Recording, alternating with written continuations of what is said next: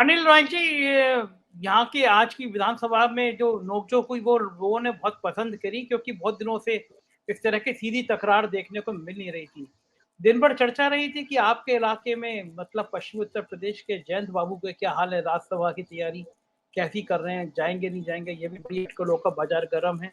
तो दो सवाल आपसे, एक जो आज की विधानसभा में जो तकरार हुई दोनों में, उसमें कौन भारी पड़ा? दूसरा, क्या फीडबैक है, जयंत बाबू राज्यसभा जा रहे हैं या नहीं जा रहे हैं? संजय जी, पहले प्रश्न का उत्तर तो ये है कि आज जो कुछ हुआ है, मिश्र जी ने भी, सुधांशु जी ने भी और पाठक जी ने भी कहा है, बिल्कुल सही बात है। किसी का लाभ हो ना हो, कौन जीता कौन हारा अलग विषय है, पर इससे जनता का, लोकतंत्र का लाभ होता है। अभी एक उदाहरण मैं देता हूं। आपने पिछले एक हफ्ते 10 दिन पहले देखा होगा कि एक मैसेज आया था कि जो फर्जी कार्ड धारक हैं, यदि उन्होंने कार्ड सरेंडर नहीं किया तो उनसे वसूली की जाएगी बाजार के रेट पर। खूब प्रचार हुआ, मेरे जिले में भी, अन्य जिलों में भी बाकायदा अफसरों की बाइट थी, वीडियो थी, सब कुछ था। लेकिन अखिलेश यादव ने उसको मुद्दा बनाया कि चुनाव के समय आज कुछ कहते हैं, चुनाव निमट गया तो पहचानते नहीं। उसका असर हुआ कि 3 दिन से सरकारी सफाई देने में लगी। हमने ऐसा कोई आदेश नहीं किया था, जबकि मेरे यहाँ मेरे जिलाधिकारी की बाइट है, उन्होंने स्पष्ट कहा, डीएसओ की बाइट थी कि साहब इतने सरेंडर कर चुके हैं और हम इनके खिलाफ कर रहे हैं। तो लोकतंत्र में पहला लाभ तो विपक्ष की सजगता का यह रहा कि जो उन गरीब आदमियों को राशन के लिए धमकी दी जा रही थी, उनका राशन बहाल हो गया। जो सही आदमी उनको मिलना चाहिए, जिनको चुनाव के समय तक मिल रहा है। ये इसका पहला सकारात्मक लाभ हुआ है, जिसका जनता को प्रत्यक्ष रूप में, प्रदेश की जनता को लाभ मिला है। दूसरा, अगर विपक्ष सजग होता है, चूंकि इस बार सशक्त विपक्ष है और अखिलेश जी ने सही निर्णय किया कि वो यहां लड़ाई लड़ रहे हैं, उसका एक फर्क ये पड़ता है कि जो अफसरशाही मुख्यमंत्रियों को दिग्भ्रमित करती है। जैसे मैं अभी, मुख्यमंत्री जी एक नजदीकी अफसर का मेरे पास फोन आया, चुनाव 10 तारीख को हमारे यहाँ वोट हुआ था, 11 तारीख को आया फीडबैक लेने के लिए। अभी बाद में उनसे सरकार बनने के बाद चर्चा हुई। मैं उत्तर प्रदेश में कई दर्जन अफसरों को, जिले के कप्तानों को ये जानता हूं, 5, 7, 10 के बारे में अच्छी तरह, जो महीने लेते हैं पुलिस चौकियों से। एक जगह का एक उदाहरण है, एक बैंक मैनेजर साहब के पास घर में घुसकर 16 सिर में टांके लग गए, 16। उसकी 307 बनी। दरोगा जी ने 1 लाख रुपया इस बात का ले लिया कि 307 हटा दूंगा, नहीं दोगे। उन्होंने 307 दे दी। 2 महीने तक दरोगा जी उन्हें कहते रहे कि लाश नहीं मिलेगी, ज्यादा पंगा करोगे। ऑडियो वीडियो रिकॉर्डिंग है। आखिर में वो मीडिया के पास आए, हमारे पास आए, हमने एसएसपी को मैसेज किया, तो अगले दिन सीओ का फोन उनके पास गया कि आप दरोगा जी से अपनी रिश्वत 1 लाख रुपए वापस ले लीजिए। अगले दिन 1 लाख रिश्वत वापस हो गई है। संजय जी, आपके जिम्मेदार चैनल पे मैं कह रहा हूं कि उस दरोगा जी के खिलाफ तुरंत मुकदमा लिखा जाना चाहिए था। वो दरोगा जी 3 दिन बाद उससे बढ़िया चौकी के इंचार्ज बन गए। तो सीधा सीधा अर्थ है कि नीचे से ऊपर तक भ्रष्टाचार में शामिल थे दरोगा जी, कप्तान के कमाऊ पूत थे। इसकी जानकारी मैंने जिम्मेदार अफसर को दी। मैंने कहा ये स्थिति है, कार्रवाई नहीं हुई। अगर विपक्ष सजग होता है, ये मुद्दे विपक्ष उठाता है, तो देखिए, अभी मेरे आदरणीय मित्रों ने कहा है कि चूंकि मीडिया भी, पहले मीडिया विपक्ष की भूमिका अदा करती थी, अब मीडिया, मेन स्ट्रीम मीडिया बोल नहीं पाती है। आप जैसे लोग बोलने की हिम्मत करते हैं। मैं बार बार कहता हूं, संजय शर्मा बनने के लिए बड़ा जिगरा चाहता है, सरकार के खिलाफ बोलने के लिए। आज ही मेरे यहाँ किसी ने कमेंट किया था कि अनिल राय बोल ये संजय शर्मा बनना चाहते हो, तो मेरे यहाँ यूट्यूब पे किसी ने कमेंट किया था, तो कॉम्प्लीमेंट है और जनता उसको पसंद करती है, जो सत्ता को सत्ता की आंख में आंख डालकर बताने की कोशिश करता है। अगर विपक्ष सजग होता है, मजबूत होता है, तो अगर वो सरकार की खामियां उजागर करता है, तो निश्चित रूप से आपका, हमारा, पूरे समाज का लाभ होता है। इसका उत्तर यह है कि अच्छा प्रयास रहा। अखिलेश जी बधाई के पात्र हैं। जीत हार तो लोकतंत्र में, जैसा भी पाठक जी ने कहा, 5 साल बाद पता लगेगा, 2 साल बाद पता लगेगा कौन जीता कौन हारा, लेकिन जनता जीती, लोकतंत्र जीता, ये तो आज का है। दूसरा, आपने सवाल किया जैन जी का, 3 राज्यसभा जा सकते हैं। आप क्या चाह रहे कि 8 वाले को ना मिले? जयंत जी की वजह से उत्तर प्रदेश में चुनाव बनाए गठबंधन का, ये आपको स्वीकार करना पड़ेगा। जिस दिन जयंत चौधरी गठबंधन में गए थे, उस दिन ये मैसेज चला गया था कि भाजपा को बेचैनी होगी थी पश्चिमी उत्तर प्रदेश में। जाट लीडरशिप का वैक्यूम है, भाजपा में प्रयास करती है, लेकिन संजीव बालियान, सत्यपाल सिंह के नाम पर 2 चेहरे यहां आए। एक दो लोग और हैं, जेपी मलिक को मंत्री बनाया है, भूपेंद्र सिंह को बनाया है, लक्ष्मी नारायण को बनाया, प्रयास है। लेकिन जयंत चौधरी सबसे बड़े जाग नेता हैं, उनको यदि गठबंधन यहां बनाता है तो एक विश्वास उनके समर्थकों में जरूर जाएगा कि अखिलेश यादव अपने संबंधों को निभाते हैं और अपने गठबंधन के लोगों को सम्मान देते हैं।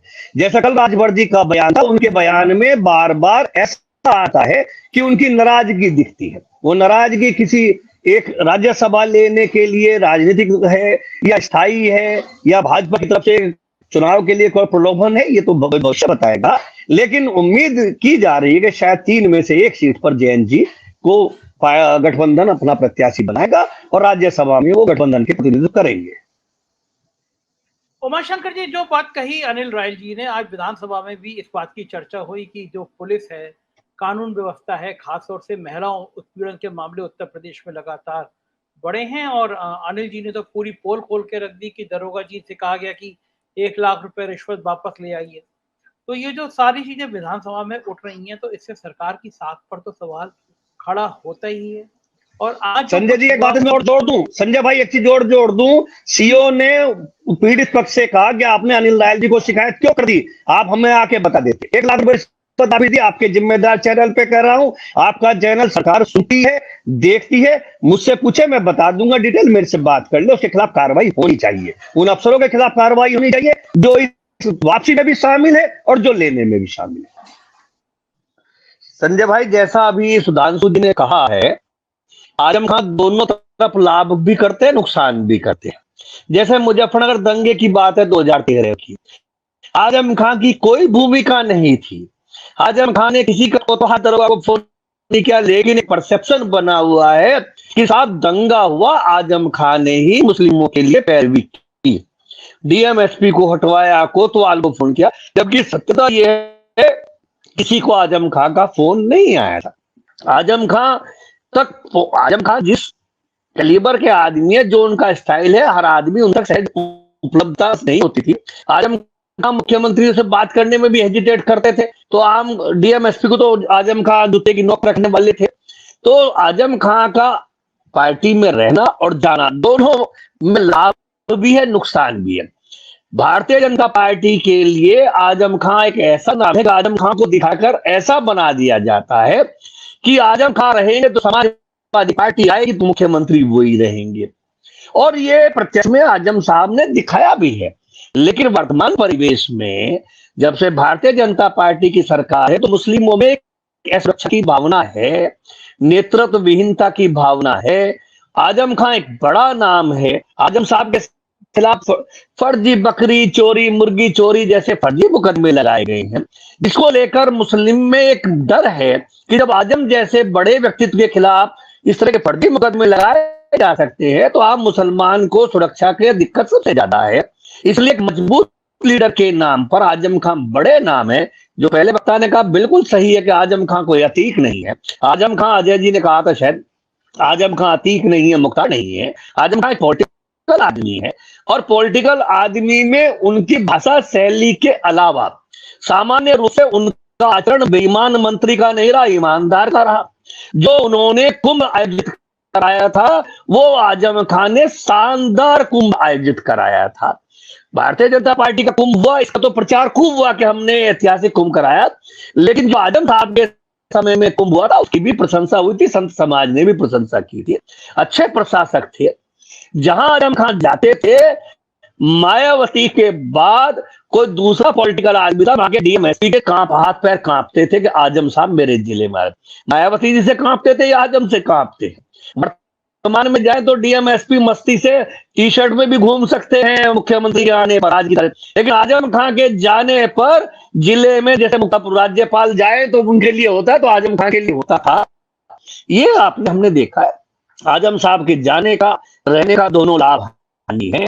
पार्टी को चूंकि मुस्लिमों को एक ऐसा की भावना है और मुस्लिमों में एक बड़ा चेहरा है, आजम साहब ने कभी किसी मुस्लिम नेता को उभरने नहीं दिया, लेकिन कोई और नेता भी आजम की टक्कर का नहीं पैदा हो पाया है। प्रदेश के सबसे बड़े नेता है, समाजवादी पार्टी को उनको अपने साथ रखना चाहिए। एक अल्पसंख्यकों को एक बड़े कद्दावर नेता की आवाज अपने साथ रखनी चाहिए। अखिलेश जी को प्रयास करना चाहिए। और देखिए शिवपाल जी को, और शिवपाल भी कार्यकर्ताओं में एक सहज सुलभ नेता है। जिन चाचा जी के कहने पर अखिलेश जी उनको इग्नोर कर रहे हैं, उनमें और दोनों में अंतर है। वो कभी जनाधार के नेता नहीं है। शिवपाल और आजम खान दोनों जनाधार वाले नेता हैं। इन दोनों के प्रति अखिलेश जी को अपने व्यवहार पर, अपने रवैये पर पुनर्विचार करना चाहिए। क्योंकि भारतीय जनता पार्टी जैसे सशक्त पार्टी से लड़ाई लड़नी है तो विपक्ष में भी जनाधार वाले नेता रखने होंगे। उन नेताओं की स्थिति नहीं है जिनको आपने 5-5, 10-10 साल एमएलसी रखा और एमएलसी में 2-2 दिन जा रहे और पिट रहे हैं, उनके लिए जनता नहीं बोल रही है। तो ऐसी स्थिति में समाजवादी पार्टी को चिंतन करना चाहिए, जनाधार वाले नेताओं को बढ़ाना चाहिए। आजम खान निश्चित रूप से जनाधार वाले नेता हैं।